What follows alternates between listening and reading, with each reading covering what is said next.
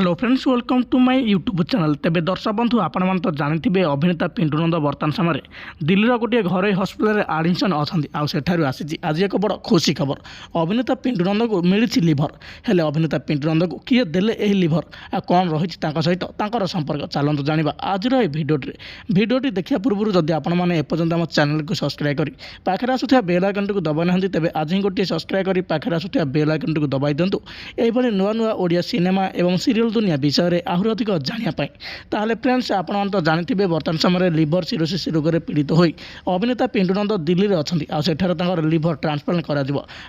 आज जहाँ सूचना मिली अभिनेता पिंटू नंद को मिली गुड लिभर आ लिभर मिलिया पर मात्र किछि दिन मध्य लिभर ट्रांसप्लांट कर संपर्क जड़े लिभर देते सूचना मिली। हॉलीवुड इंडस्ट्री बहुत बड़ बड़ अभिनेता और अभिनेत्री मैंने पिंटू नंद को साहाय्य करथिया बेले अभिनेत्री रानी पण्डा पिंटू नंद को साहाय्य कर